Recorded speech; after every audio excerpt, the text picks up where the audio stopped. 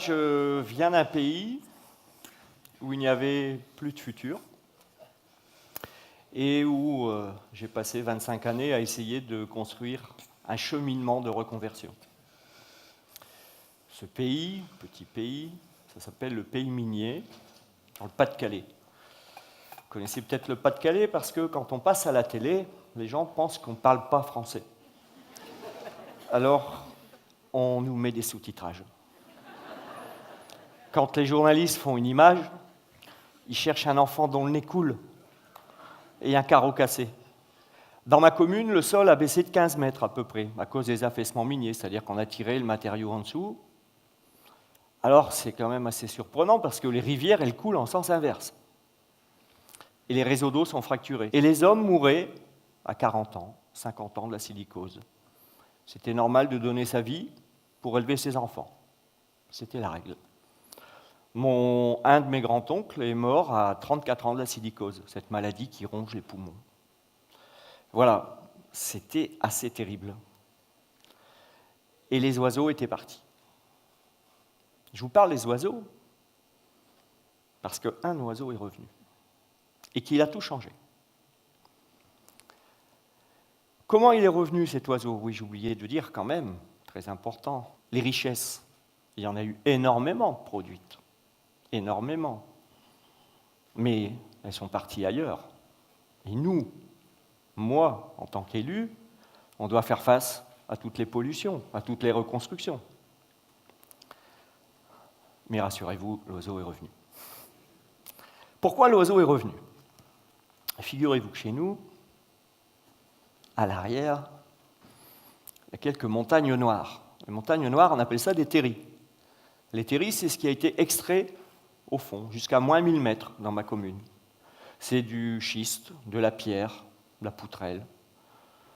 On appelle ça des crassiers, des tas de déchets, quoi.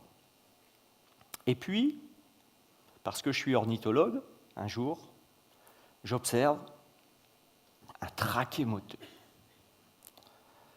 J'ose pas vous demander qui ici connaît le traquet moteux, peut-être un ou deux. Enfin, si vous le voyez, vous le reconnaîtrez, il a un petit croupion blanc, adorable, étincelant.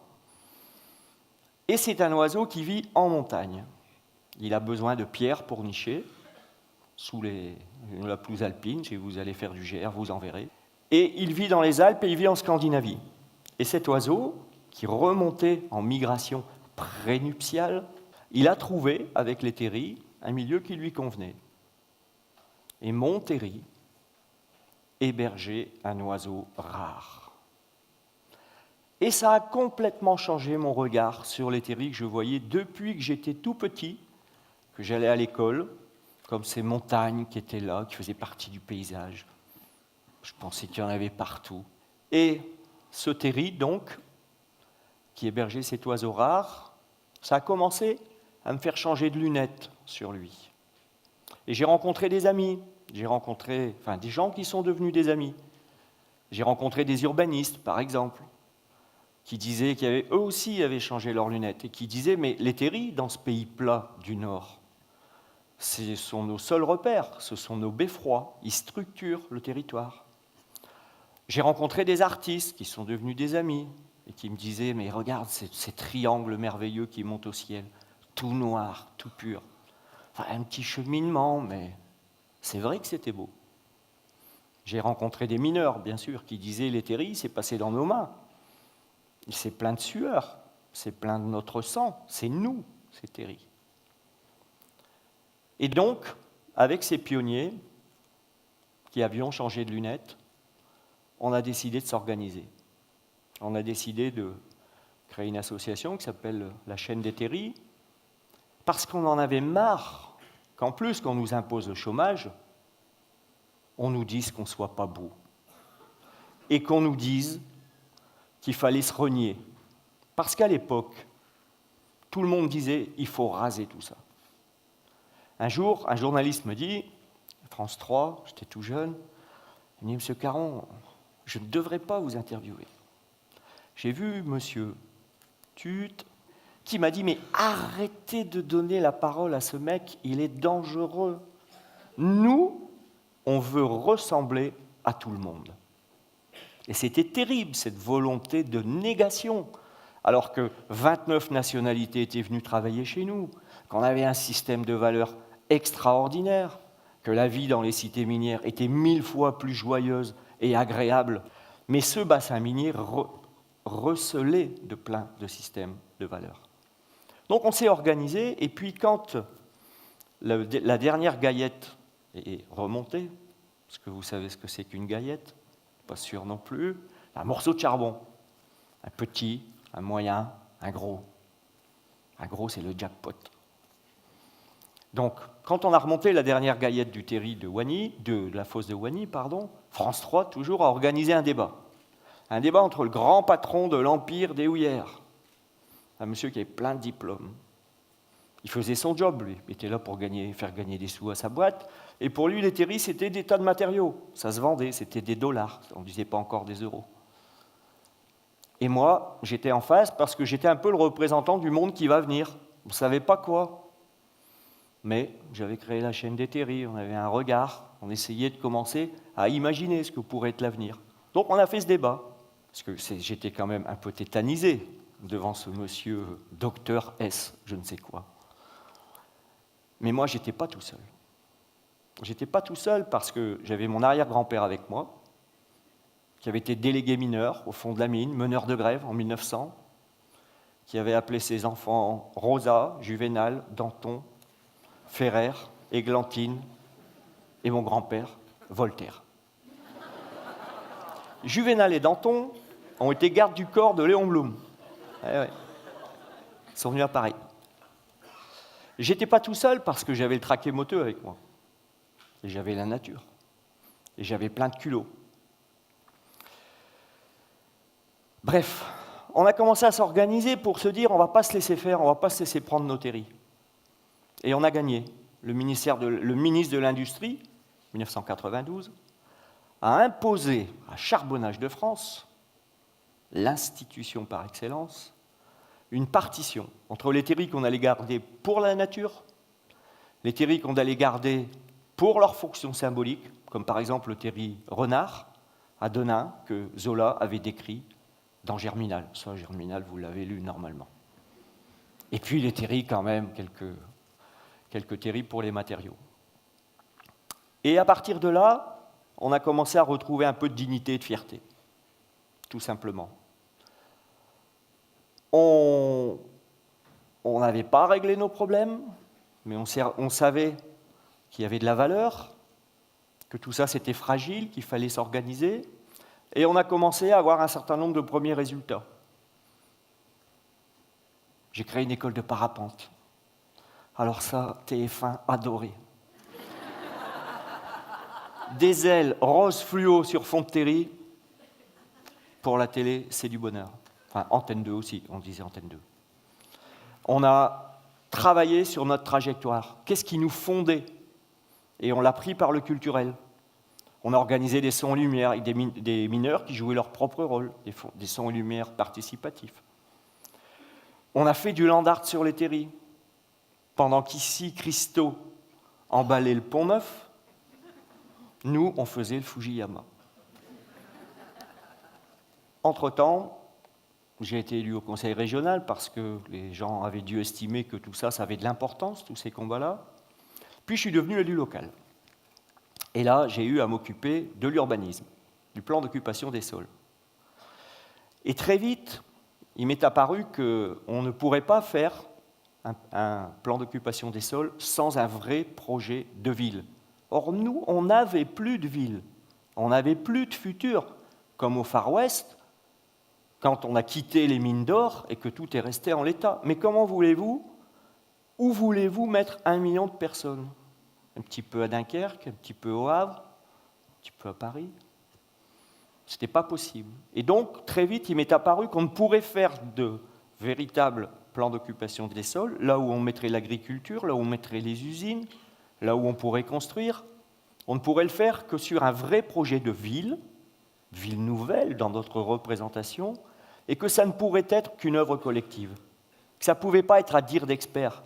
Ce n'est pas un expert qui pouvait, même si on a besoin des experts, qui pouvaient nous dire notre futur. Ce n'étaient pas les élus, même si on a besoin des élus, j'en fais partie, ils ont la légitimité. Ça ne pouvait se faire que dans un processus collectif. Et c'est comme ça qu'on a instillé le raisonnement, le virus d'habitants-acteurs, de mettre les gens en situation de commencer à coproduire la ville. Et nos premières expérimentations sont découlées de là. On avait une eau absolument catastrophique, 100 mg de nitrate, le double de la norme. Alors, dans le plan d'occupation des sols et dans nos actions de ville, il faudrait être draconien sur la protection de la ressource en eau.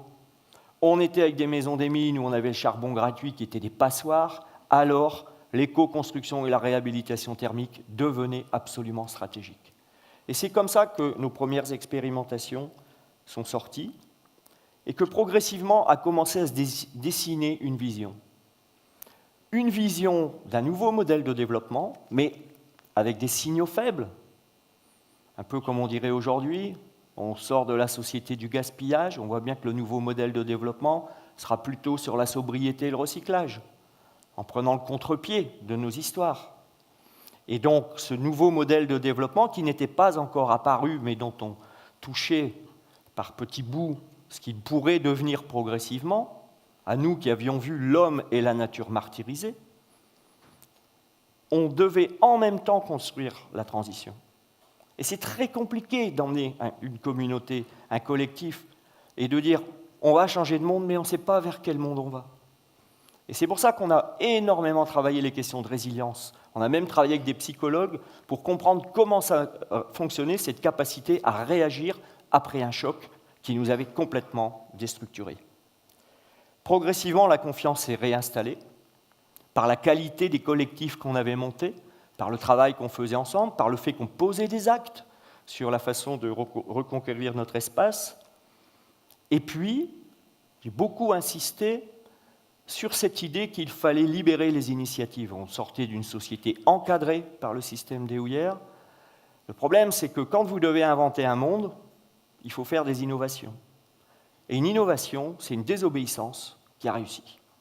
Mais c'est d'abord une désobéissance. Et donc, on a travaillé la question du droit à l'erreur. Parce que si vous n'avez jamais le droit de vous tromper, alors moi je vous garantis que jamais vous ne ferez quelque chose. Si vous avez des enfants et que vous les pistez en permanence et que vous les empêchez de transgresser un petit peu, alors ce sera difficile. Donc on a travaillé ces questions-là, on a multiplié les processus de prise d'initiative et on est progressivement devenu une ville pilote du développement durable. Progressivement. D'abord, on a essayé de travailler la question de la vision et du rêve. Parce que c'est terrible la période dans laquelle on est aujourd'hui. Nous, c'était il y a 25 ans. Collectivement, à l'échelle mondiale, où on en est aujourd'hui? Il est où le rêve? La vision qui permet de mobiliser des collectifs, qui permet de se mettre en mouvement. À beaucoup d'égards, nos actions politiques sont des actions de boutiquier. On change des petits bouts de trucs, mais on n'a pas véritablement de perspective. On avait besoin de cette vision et de ce rêve. Mais un rêve, c'est une étoile qui brille, qui vous donne envie. Si vous n'avez pas les petits cailloux blancs qui mènent à l'étoile, alors vous restez dans la sidération. Vous en avez envie de cette étoile, mais vous ne savez pas comment vous mettre en mouvement. Et c'est pour ça qu'on a travaillé sur toute une série de signaux symboliques. L'Église en est un exemple. Alors, l'Église, c'est extraordinaire, parce que c'est l'idée qu'on va mettre les énergies renouvelables dans la ville du charbon, ce qui est quand même un petit pied de nez à l'histoire. Et, petite anecdote, on a sans arrêt des maires, des communautés de communes qui viennent nous visiter, qui disent « mais comment, parce que c'est la première de France, mais comment vous avez réussi à faire cette église en capteur photovoltaïque ?» Et ils me posent des questions sur la charpente, sur le prix de rachat par EDF, sur la technologie en silicium amorphe ou pas. Et quand ils vont s'en aller, juste avant de partir, ils viennent me voir à voix plus basse, puis ils me disent « mais comment ça s'est passé avec le curé ?» Parce que la vraie question, c'est celle-là. Comment va réagir la communauté catholique? Et moi, j'ai toujours la lettre de l'évêque sur moi. quand ils viennent. Je le sais qu'ils vont me poser cette question-là. Et je leur montre la lettre de l'évêque, Monseigneur Jagère, si ça vous intéresse, qui nous a félicités sur le fait que cette Église participait de l'avancée du monde. D'ailleurs, pour la venue du COP 21 dans notre commune, qu'on a en prévision d'ici le mois de décembre, on a invité le pape, c'est vous dire. Je ne sais pas s'il va venir, hein, mais c'est vous dire. Mais c'est merveilleux de pouvoir travailler avec la communauté catholique et avec toutes les communautés dans la façon de construire progressivement la ville. Donc, l'Église, c'est un petit caillou blanc. Et puis enfin, besoin de processus collaboratifs, non pas de démocratie participative au sens où on va faire des réunions publiques pour vous demander ce que vous voulez. Ça s'appelle les cahiers de doléances. Et c'est monstrueux, ça. Pourquoi c'est monstrueux? Parce que vous dites, le maire m'a invité, je vais aller lui dire, je veux, que dis-je? J'exige. Je paye des impôts, c'est quand même bien normal que j'exige. Alors vous me permettrez la formule, participation sans responsabilisation égale piège à con. Parce que si vous n'êtes que dans un processus d'expression de la demande, c'est absolument monstrueux. On consomme de l'action publique comme on consomme à Auchan. Et donc tous nos processus ont été basés sur une logique de responsabilisation des acteurs. Nos résultats, on a développé le solaire, on ne consomme plus un seul litre d'eau potable depuis au moins 10 ans pour les usages de la ville.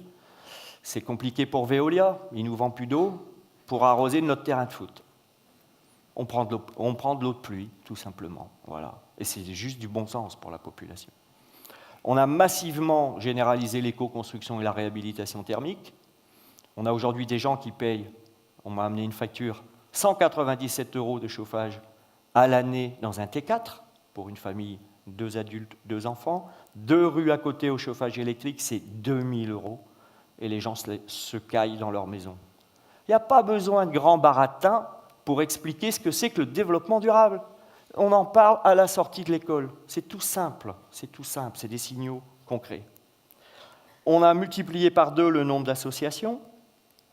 On a renforcé les circuits courts, on a eu un retour des commerces parce que l'image de la commune avait considérablement changé, qu'elle devenait attractive. On a créé 350 emplois Dixit l'INSEE. On a transformé notre grand site minier en une véritable cité scientifique, pôle d'excellence sur les écoactivités, pôle de compétitivité sur l'économie circulaire. Et puis, ce dont je suis le plus fier, en regardant les yeux dans les yeux, c'est que parce que l'histoire des mineurs vaut celle des rois, nous avons réussi à inscrire le bassin minier au patrimoine mondial de l'humanité. Et ça,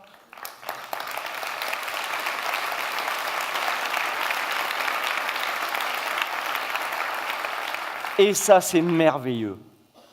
C'est merveilleux. Premier bassin classé au monde pour sa contribution à l'histoire de la planète, pas seulement l'histoire des châteaux et des cathédrales. Évidemment, ça participait de notre processus de recherche de dignité et de fierté. Bien sûr que l'UNESCO ramène des touristes, mais nous, ce n'est pas pour ça qu'on l'a fait. C'est une thérapie pour nous d'être inscrits à l'UNESCO. Ceci dit, s'il y a des touristes qui viennent, on les accueille, et si ça peut vous donner envie de venir découvrir le Traquié-Moteux, ce sera avec plaisir. 2 derniers résultats. Aux élections, on a été réélu avec 82,1% des voix. Le plus gros score du Nord-Pas-de-Calais. Alors que je suis une erreur de l'histoire, je m'en excuse. Un écolo au pays des gueules noires. Vous avez déjà vu ça, vous? C'est pas possible, cette affaire. Donc ça a été un peu un coup de tonnerre sur cette idée que la reprise en main de son destin par une population générait des effets absolument magiques de qualité de notre communauté. Et puis la consécration, c'est que l'ADEME est venu pour nous labelliser comme son premier démonstrateur en France sur le développement durable, premier démonstrateur sociétal. Qu'est-ce que ça veut dire? Ça veut dire qu'on n'arrivera pas à changer de modèle sans l'application de chacun, et pour que chacun soit impliqué, alors l'ensemble des petites actions comptent. Et quand vous vous brossez les dents et que vous fermez l'eau du robinet, Vous contribuez à sauver la planète. Mais ça ne suffit pas. Ça ne suffit pas. Si on n'a pas des changements beaucoup plus globaux, sociétaux, si on ne réarticule pas ensemble les questions économiques, sociales et environnementales, qu'on continue à garder un certain modèle économique et à essayer d'éviter les fuites environnementales et les dégâts sur l'homme, si on ne pense pas l'ensemble comme un modèle de développement harmonieux où l'homme et la nature ne sont plus des variables d'ajustement, alors on n'y arrivera pas. C'est ça la période dans laquelle on est. Et c'est ça que nous, on a essayé de faire par toute une série de choses hyper chiantes dont je ne vais pas vous parler, la transversalité, les processus de coopération, tout ça c'est de la technique, on s'en fout. Mais l'idée c'est de se dire qu'il faut qu'on arrive à réorienter autrement notre modèle de développement et de ce point de vue-là, agir dans une ville, c'est merveilleux. Pourquoi ça marche ? Ça a marché parce qu'on s'est mis en trajectoire. Ça a marché parce qu'on a un projet collectif qui implique. Ça a marché parce qu'on ose et qu'on s'est affronté à un certain nombre de pensées uniques. Je pourrais faire au moins 3 talks là-dessus, sur les pensées uniques. Et parce qu'on a toujours essayé d'entrer par le réel et par le concret. Parce que ça, c'est absolument fondamental pour que les gens puissent rentrer dans le dispositif. Alors voilà, nous, on était dans le gouffre, pas au bord du gouffre, dans le gouffre. Dans le gouffre. Patrick Vivray a dit « L'humanité a rendez-vous avec elle-même au XXIe siècle ». Alors moi, je vous dis, redonnons du sens, remettons de la mise en responsabilité, et vous verrez qu'on peut reprendre prise. On avait de la chance, paradoxalement. On n'avait pas le choix, nous, il y a 25 ans. On avait l'épée dans les reins. On n'avait pas le choix, c'était notre chance. On est parti de nos valeurs. L'homme et la nature ne sont pas des variables d'ajustement. On a choisi un nouveau regard. Ça nous a changé nous-mêmes. On a retrouvé de la confiance, de la vision, une place pour chacun dans l'effort collectif d'inventer un nouveau modèle. Et puis surtout, on a retrouvé du désir de développement durable. Parce que si le développement durable, c'est qu'une addition de contraintes et des grands discours de morale, jamais le développement durable ne s'imposera.